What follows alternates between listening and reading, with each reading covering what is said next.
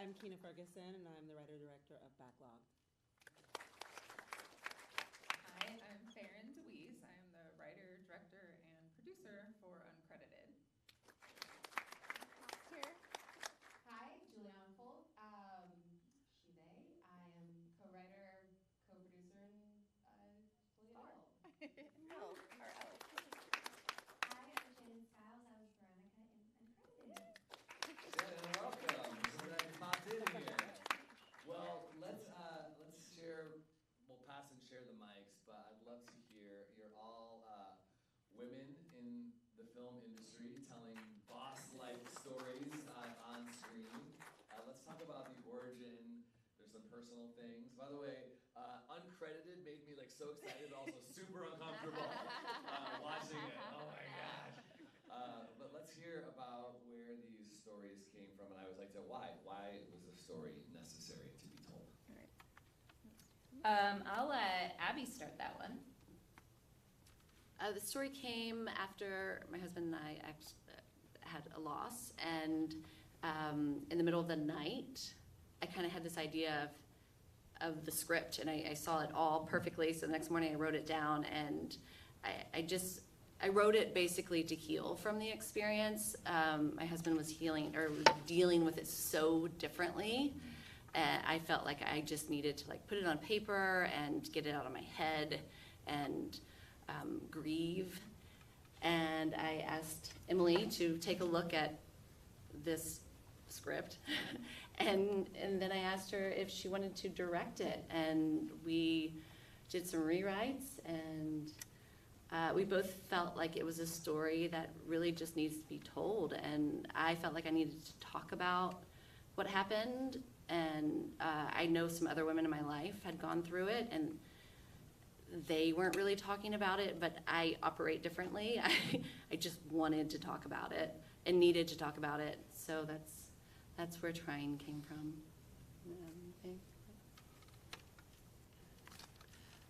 Backlogged, I actually wrote, 10 years ago or something, when I've always been a pro-choice advocate, but when I was just thinking about where we were going. And so I wrote it and I kind of shelved it, and then it just so happened that last year, before the Roe v. Wade turned, I was sending some scripts to a friend, and he was like, "Why aren't you shooting this?" And I was like, "Oh, I don't know." And he was like, "I feel like you should." And I was like, "I guess I'll shoot it." And so I shot it, and then about a week after we shot it is when the Roe v. Wade thing happened, and I was like, "Oh, that's why I was supposed to shoot it now." But it just honestly was like, how far will we keep going before we just keep stripping everything? And that was kind of my thought behind it. So I was kind of testing, pushing the boundaries, but 10 years later, those boundaries are not so far. Yeah, I mean, this story came from personal experiences myself, and definitely triggered obviously a lot from, I went through IVF, as Elle did, loosely based on my story. She does end up getting pregnant, and I have a 4-year-old now to prove it, so it does work out. But the story just kind of came, if anything good to come from COVID was just enough to slow down and focus on life, and it gave me the opportunity to write my story with my best friend, Julie here. We worked together at the film festival for 8 years and had lots of stories to tell, but it kind of gave an outlet. When I was going through IVF, there wasn't anything on TV that showed what I was relating to. In trying to create and build your career, but time runs out and you have to focus on the family side of it as well too. So there wasn't anything on TV, and we wrote Uncredited as a TV show. That is kind of our proof of concept and pilot that we've been shopping around right now. So the hope is we have outlined 4 seasons, and hopefully you'll see it on TV someday soon. But yeah, so that's kind of our story behind that. If you have a question, throw your hand up and I'll call, but I can always keep going. But if you have a question, throw it up. I want to ask about the song, I Feel Pretty. Yeah. That was such a fun sequence, by the way. And can you tell us about how you were able to use that? Yeah, so I think it was important for me to tell a story like this. It's a tough story. I wanted the audience to want to go on with it. So I wanted to have each scene have its own, each act have its own life. The second act being the happiest act because it's when you get pregnant. And, you know, I'm a big musical theater nerd. I sort of grew up in the theater. It's just my love. And I was thinking about how do we evoke the peak happiness. And Maria came to me from West Side Story. And, you know, the moment where she's in love with Tony and anything can happen, you know? And she goes to the dress shop and she, you know, she sings I Feel Pretty and she's pretending she's getting married. Her whole life was ahead of her. And that's sort of what, as somebody who also struggled to get pregnant for over a year, and I mean, the moment that I became pregnant was just like, I felt like everything was possible. And so yeah, I'm just a big geek, and I thought that this is a way to evoke, you know, take from, I mean, in all of our minds, this all maybe brings a smile to our face, so it just worked for me.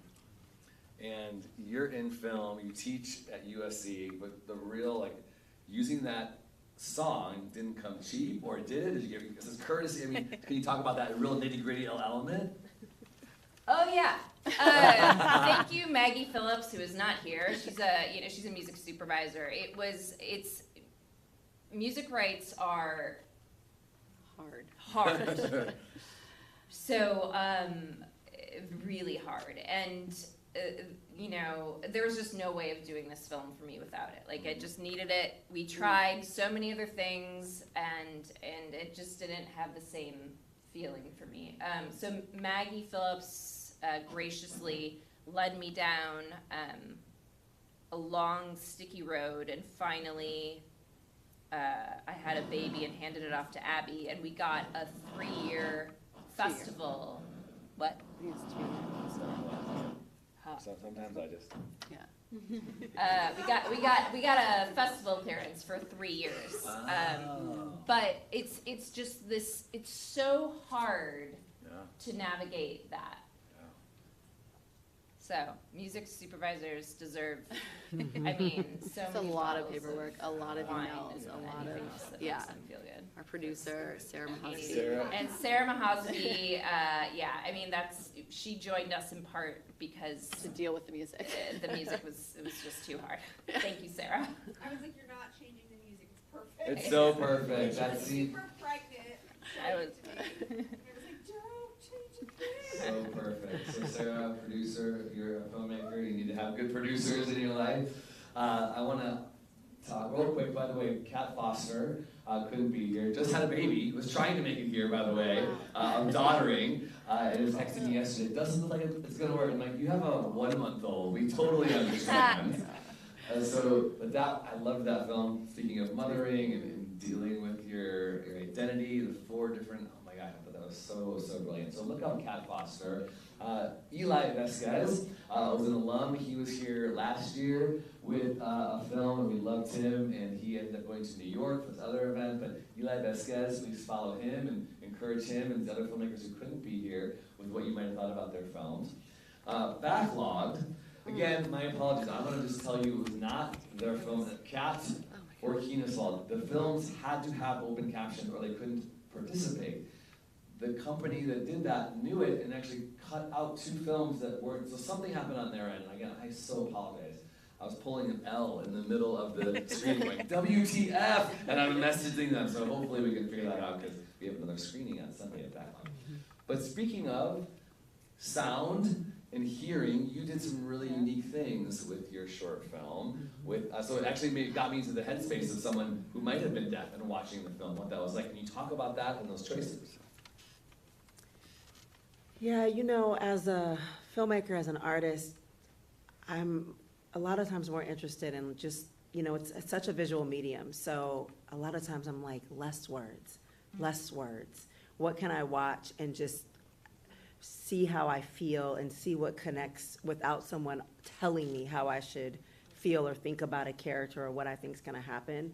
And so for me, it was like, none of that's important. What's important is that you see this family who's living their life and then it is just disrupted from something they have no idea. But also, like, there were little hints along the way that something was going on. But, you know, sometimes we're so inundated that we forget the gravity of things. So I didn't want any of that to be tainted, which is why I decided to use very little words into the end. So that's just kind of my choice a lot of times as a filmmaker. I really want people to be drawn in so that when people do speak, we're really listening to what they're saying, and then just watching and absorbing prior to that. Good. Yeah, question. I heard my, yeah, go ahead. I thought that was brilliant, because what I got was that her voice was taken away. Yeah. That's what I got out of that whole sequence. I thought it was really well done. Comment Thank is, you. I got her voice was taken away. Yes, Yeah, yes, beautiful. love that, yes, yes. Okay, let's continue. I have another question here, and then if you have, please raise your hand. Like I said, maybe a little triggered by uncredited in some of those areas. Thankfully, we haven't had nobody doing blow, as far as I know, and having bartender fight. It's all dramatized. But, oh It was my God, dramatized. there's so much, there is drama. I mean, you could ask my team, there are times, Evan's right here, I admired Elle a little bit. I was like, or I needed Elle in my life. But there was something I thought was so cool that you did. I remember watching it for the first time. We see the needle. Yes. You're like, No, how many thought she was a heroin addict? yes. How many thought that? Yeah. She walks out, Somebody boom, to cracks that me music. up The every music time. was amazing in this film, by the way. She walks out, like, oh yeah, she's high. She is high. She is high. And then we get the reveal. Yeah. Talk about that. You say something. Okay, so it was important to us when writing this that we kind of hit you in the face with a lot all at once. I personally love to be smacked in the face right at the beginning. And so we kind of wanted to give the audience a little bit of a question mark. I think that when we do finally do the reveal in the bathroom, we wanted it to be not as in your face, like a little bit more subtle, so those that can relate to it see the bruises right away and they're like, oh, I know what that is. Oh, the needle, like they kind of put it together. Our audiences are very smart and we don't ever want to assume they're not. So we wanted to kind of give the audience a chance to kind of catch up and connect the dots. So yeah, I think I love question marks in film, and I love, as an audience member, having to put it together. So I love Kristen Nolan. So that's a tiny part of the, there's a tiny part at the beginning when she's talking on the phone, walking the red carpet with her husband, on just like, I'm not gonna forget, like, it's important to me too, and it's always never the right timing, right? You're in the middle of a massive festival, it's like, but I'm ovulating, and now I gotta stop and go do all this stuff, and yes, I'm not gonna forget, it's important to me, but I have a million things going on, so it was just like little drops like that we tried to incorporate in, and then obviously the bathroom scene, I cry every time I watch it, but they both did an amazing job in there with that. We shot that in a real bathroom, so it was very small space and mirrors. You got to deal with mirrors. Yes, the mirrors. Let's talk about that bathroom scene. Yes. Shannon and Julia is vulnerable. That cupcake dress, the changing, the exchanging. You're half naked for a lot. I mean, that's wonderful. Let's hear about that. Shooting that. How was the space set up? Being vulnerable in front of the camera. How long? How many people were there? Anything you want to say? It was a decent, it wasn't too many. I think what was so cool is that Juliana had needed, like you got to the moment where you were crying and everything and everyone was really respectful of that moment and considerate of how it is for an actor. If you get there, you're not just assuming that, oh, she can do it again, she can do it again. Maybe you can, but it was just nice that everyone was on the same page, like, oh, let's give her her space, let's like get this take really fast, everyone like get out. And I think it was just nice. I don't know. It was really beautiful to watch. Yes. As your scene partner.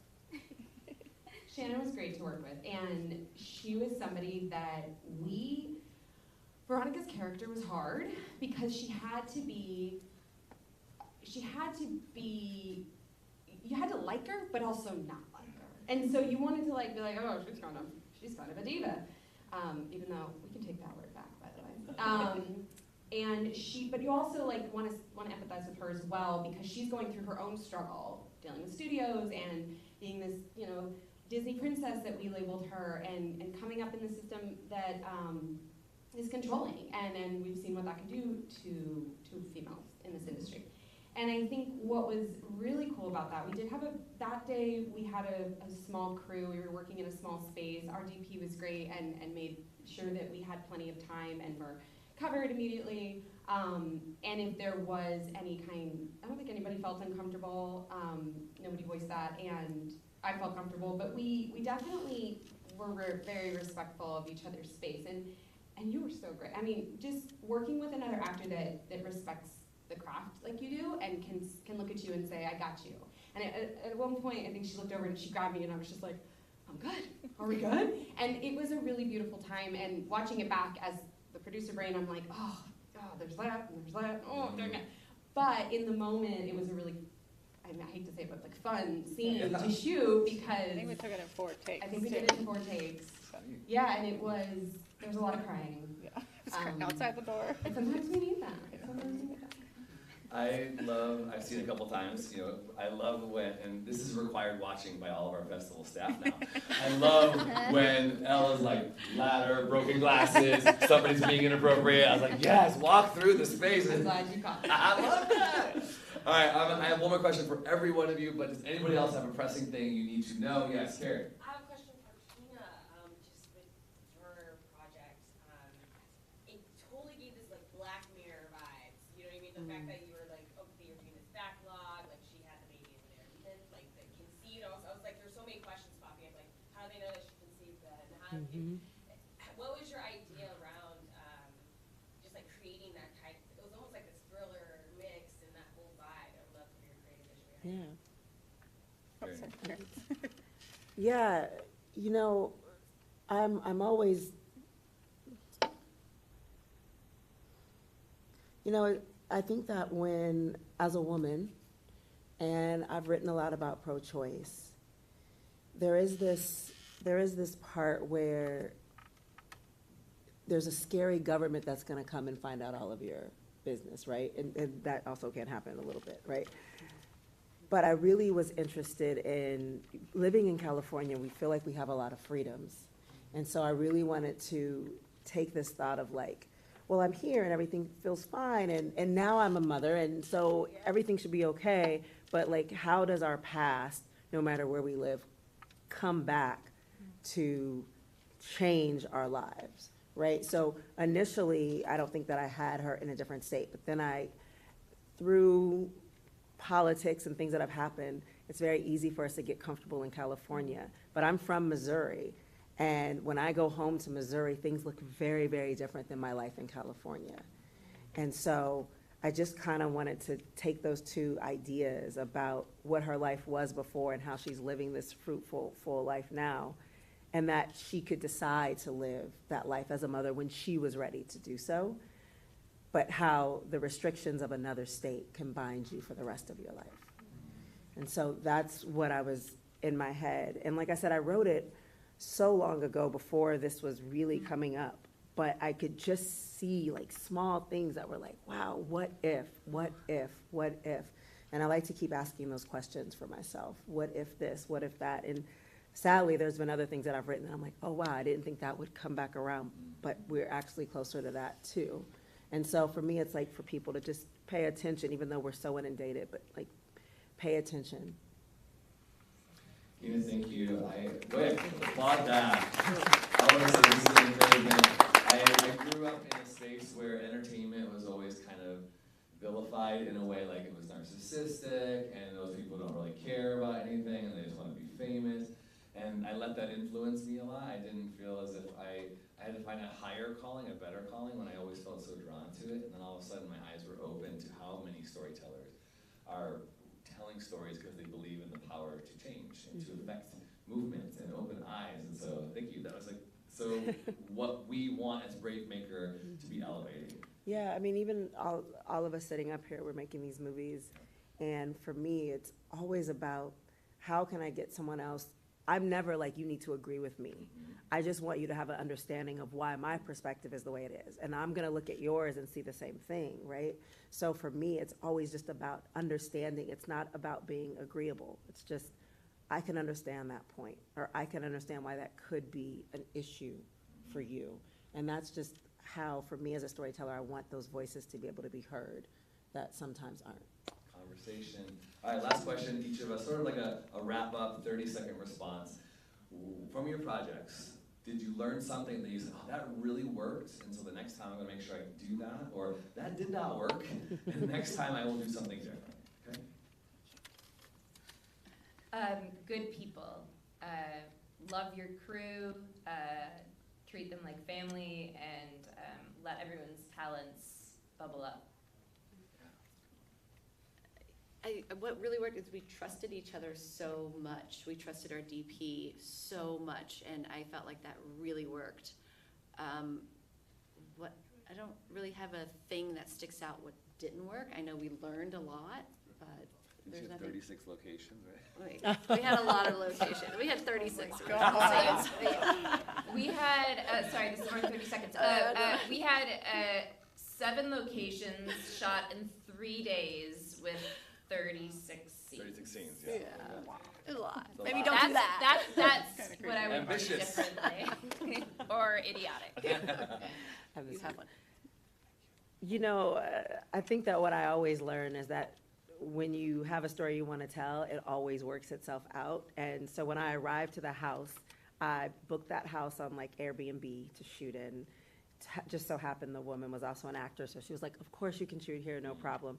So I show up to the house, and the pictures made it look so much bigger. And I got there, and I literally, my eyes welled up. I was like, this is not the vision. This was not the vision. And so I sent these pictures to my husband, and I was like FaceTiming him. He was like, I mean, it does look like that. It just looks way smaller than that.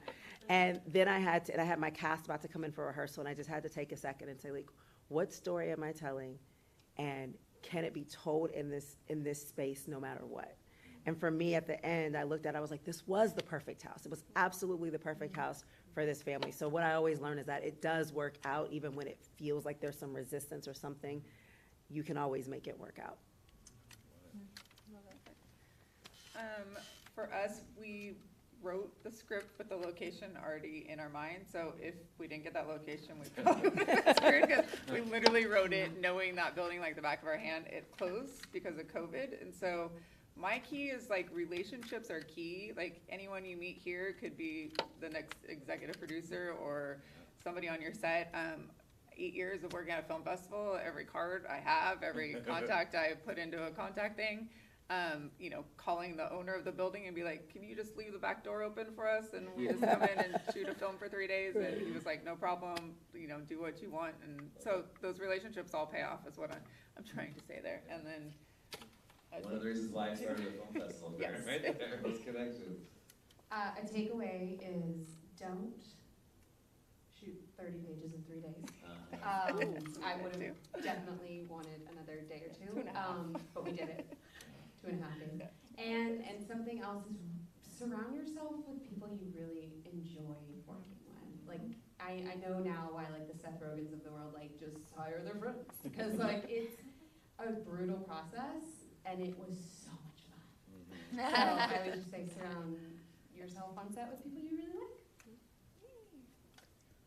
Mine is about self-doubt. I think we don't have it if you don't, you're a liar. I think once you can get over that, like sometimes it creeps in as an actor, like during the audition or the callback, or it creeps in after that, after you booked it and you're on set and you're like, wait, like do I know what I'm doing? Like they chose you.